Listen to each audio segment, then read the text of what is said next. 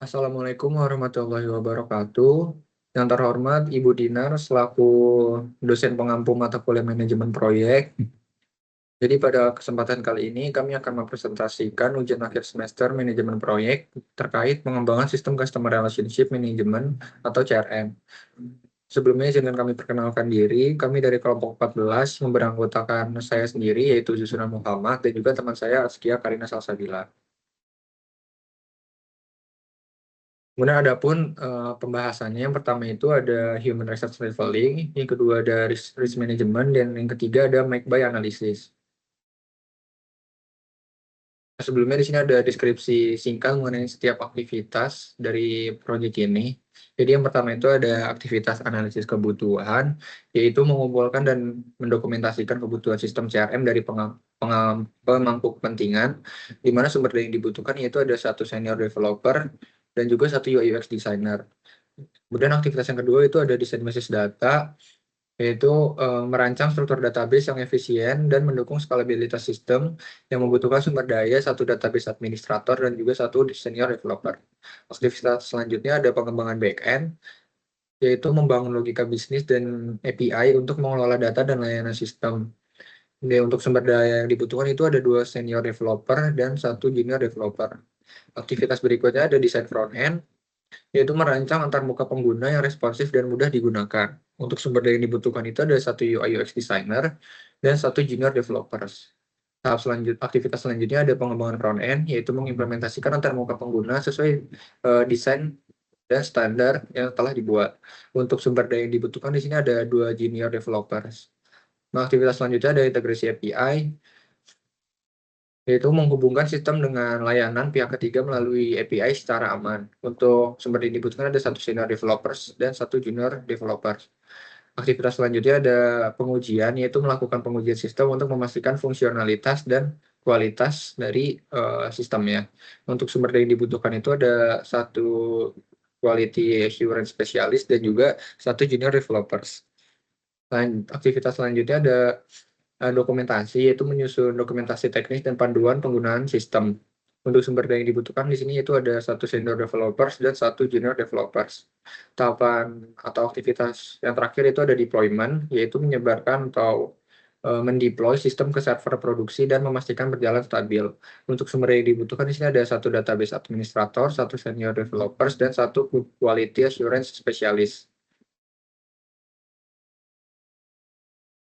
Nah, selanjutnya kita langsung masuk ke yang human resource leveling. Nah, di sini pertama kita melakukan analisis critical path dengan menggunakan network diagram. Jadi berdasarkan network diagram yang telah dibuat, dapat dilihat bahwa jalur critical path-nya ini berada pada jalur dari A ke D, ke E, ke F, ke G, ke H, dan terakhir ke I, dengan total durasi 29 hari.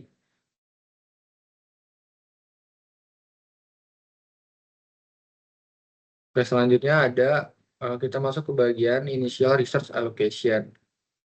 Nah, dari initial research allocation ini dapat dilihat bahwa masing-masing dari anggota tim ini tidak ada yang overlap terhadap aktivitas yang dilakukan. Namun ditemukan overload pada junior developers 2 karena aktivitas yang ketat dari aktivitas desain front end atau aktivitas D yang selesai pada hari ke-8 dan langsung lanjut ke aktivitas pengembangan front end yaitu aktivitas E pada hari ke-9. Nah, meskipun utilisasinya ini 100%, hal ini itu bisa menyebabkan junior developers 2 memiliki beban kerja yang padat sehingga dapat meningkatkan risiko kelelahan dan potensi penurunan kualitas hasil pada aktivitas berikutnya. Nah, di sini juga kami sudah menyediakan strategi penanganan konflik sumber daya tersebut. Jadi tadi karena terjadinya overload pada junior developers 2 karena tidak adanya jeda pada transisi dari aktivitas desain front end atau aktivitas D ke aktivitas pengembangan front end E. Nah, overload ini itu dapat dioptimalkan dengan menggunakan teknik adding lag time selama 1 hari sehingga dapat memberikan jeda waktu kepada junior developers 2 untuk istirahat setelah menyelesaikan aktivitas desain front end atau aktivitas D. Nah, setelah kita menerapkan strategi tadi, di sini kami juga telah membuat alokasi aktivitas setelah sebelum dan setelah leveling. Bisa dilihat karena aktivitas pengembangan front end atau aktivitas dan aktivitas desain front end atau aktivitas di ini termasuk jalur kritis yang tadi sudah diidentifikasi pada critical path, penerapan teknik adding lag time tadi ini bisa berdampak pada penambahan durasi total proyek, sehingga waktu penyelesaian proyek akan mundur 1 hari. Sehingga aktivitas pengembangan front end yang awalnya dijadwalkan dari hari ke-9 hingga ke-15 bergeser menjadi dari hari ke-10 hingga hari ke-16. Nah, pergeseran aktivitas ini juga menyebabkan pergeseran aktivitas-aktivitas berikutnya, yang dimana sebelumnya itu dapat dilihat bahwa ND-nya ini atau total harinya itu sebelumnya 29 hari, namun setelah penambahan setelah adanya teknik adding lag time itu durasi itu menjadi 30 hari. Nah, selanjutnya ada risk management yang akan dijelaskan oleh teman saya, Karina. Baik, untuk bagian dari risk management atau manajemen risiko sendiri, kami mengidentifikasi adanya 3 risiko utama. Yang pertama itu kompleksitas pengembangan back-end, di mana kami mengasumsikan bahwa pengembangan back-end itu melibatkan pembuatan API, logika bisnis, dan integrasi dengan basis data, sehingga memungkinkan untuk terjadinya tantangan teknis seperti struktur kode yang rumit atau kebutuhan untuk menangani volume data yang besar dari pelanggan e-commerce. Kemudian, risiko yang kedua itu keterlambatan pada aktivitas critical path, di mana risiko keterlambatan pada aktivitas critical path itu bisa terjadi karena seluruh tahapan dalam critical path yang sebelumnya sudah dijelaskan itu sangat bergantung satu sama lain dan tidak memiliki ruang toleransi waktu. Sehingga apabila terjadi keterlambatan pada satu aktivitas, maka akan berdampak langsung pada mundurnya penyelesaian proyek secara keseluruhan. Yang ketiga, ketergantungan berlebih pada senior developer 1, di mana senior developer 1 terlibat dalam 4 aktivitas kunci atau 4 aktivitas utama, yaitu analisis kebutuhan, kemudian pengembangan back-end, integrasi API, dan aktivitas deployment. Sehingga sebagai senior developer yang memiliki keahlian teknis yang sulit digantikan oleh anggota tim lain, terutama pada aktivitas pengembangan back-end dan integrasi API. Di sini klasifikasi risikonya sendiri, kami mengasumsikan kompleksitas pengembangan back-end itu likelihood-nya di 3 dan dampaknya 5, sehingga tingkat risikonya ekstrim. Kemudian di keterlambatan pada aktivitas critical path itu likelihood-nya 3, dampaknya 5, tingkat risikonya juga ekstrim. Dan pada risiko ketergantungan berlebih pada senior developer 1, likelihood-nya pada tingkat 2, dampaknya pada tingkat 5, sehingga tingkat risikonya itu tinggi. Next.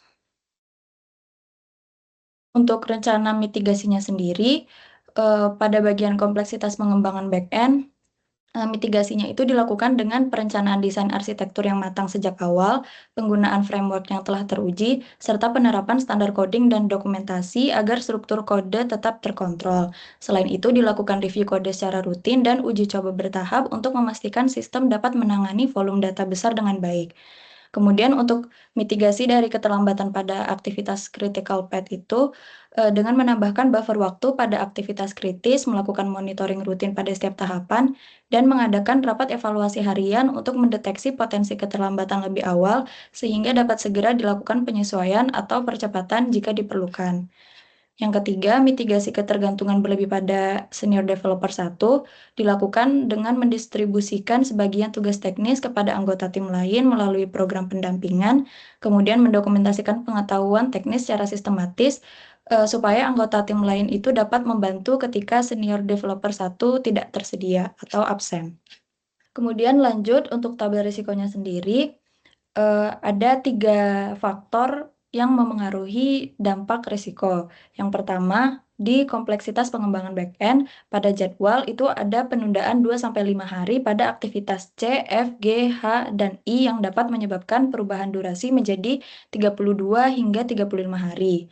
Kemudian, untuk bagian anggarannya, biaya overtime untuk anggota yang terlibat dalam aktivitas juga terdapat potensi penambahan sumber daya yang pada keberhasilan proyek mengurangi kepuasan stakeholder dan berpotensi bug meningkat. Kemudian untuk risiko keterlambatan pada aktivitas critical path, pada dampak jadwal itu memperpanjang durasi proyek dari jadwal yang telah direncanakan. Kemudian untuk anggaran sendiri meningkatkan biaya operasional dan sumber daya sehingga anggaran proyek berpotensi membengkak. Dan pada keberhasilan proyek itu mengurangi kepuasan stakeholder dan menghambat pencapaian target keberhasilan proyek sesuai rencana. Untuk risiko ketergantungan berlebih pada senior developer 1, untuk bagian jadwal bisa adanya penundaan 1-3 hari pada aktivitas G, H, dan I yang dapat menyebabkan perubahan durasi menjadi 31 hingga 33 hari. Untuk bagian anggaran, kemungkinan meningkatnya biaya debugging dan pada keberhasilan proyek itu mengurangi kepuasan stakeholder karena keterlambatan delivery. Kemudian lanjut ke bagian make buy analysis. Untuk identifikasi make buy sendiri, kami memilih komponen untuk yang dilakukan analisis adalah server untuk hosting sistem CRM-nya, di mana server itu diperlukan untuk menyimpan data pelanggan, memproses transaksi e-commerce, dan mendukung operasional sistem CRM setelah deployment. Keputusan make or buy itu akan menentukan apakah tim proyek membangun server sendiri atau membeli dari penyedia layanan, dengan mempertimbangkan waktu pengembangan, biaya, dan kebutuhan teknis. Untuk matriks keputusan make or buy sendiri, dari faktor biaya, kalau untuk make itu ada di kami mengasumsikan ada di 100 juta rupiah, dan di buy itu kami mengasumsikan di 150 juta rupiah. Dari faktor waktu, kalau di make itu sekitar 2 bulan atau 60 hari, dan di buy ada sekitar 1 minggu atau 7 hari. Kemudian di faktor kualitas, di bagian make itu akan disesuaikan, kalau di bagian buy itu kemungkinan standarnya tinggi, dan di faktor ketersediaan sumber daya, kami mengasumsikan di make itu membutuhkan sumber daya DBA, SD1, dan JD1. Kalau di buy itu kira-kira hanya membutuhkan DBA dan SD1 untuk konfigurasi saja. Kemudian untuk faktor risiko, di make itu mungkin keterlambatan dan kesalahan konfigurasi akan terjadi, sementara kalau di buy itu ketergantungan pada penyedia atau pihak ketiganya.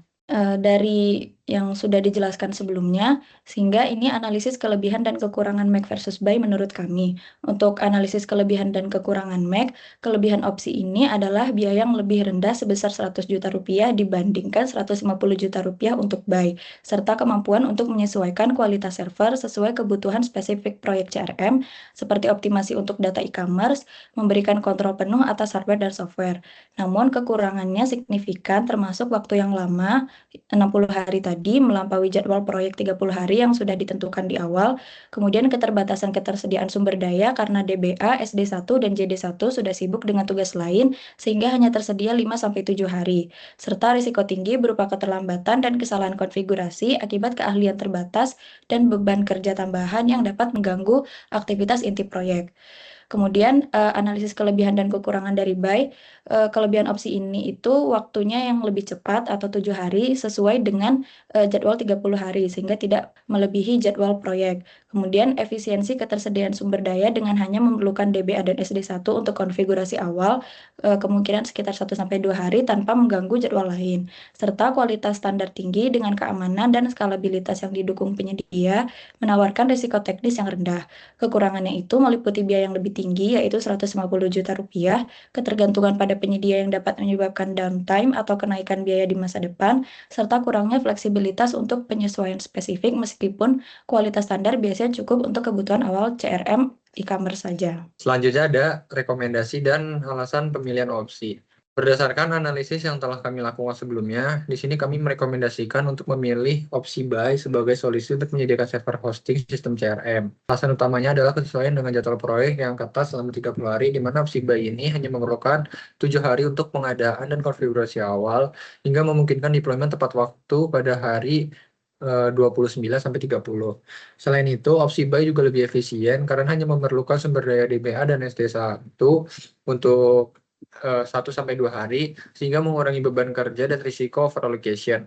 Meskipun biaya mencapai 150 juta, yaitu lebih tinggi dibandingkan dengan biaya untuk make, investasi ini sebanding dengan penghematan waktu, efisiensi sumber daya, dan jaminan keberhasilan proyek, terutama mengingat prioritas utama adalah memenuhi tenggat waktu dan kepuasan stakeholder. Nah, mungkin sekian presentasi dari kelompok kami. Kurang lebihnya kami mohon maaf. Wassalamualaikum warahmatullahi wabarakatuh.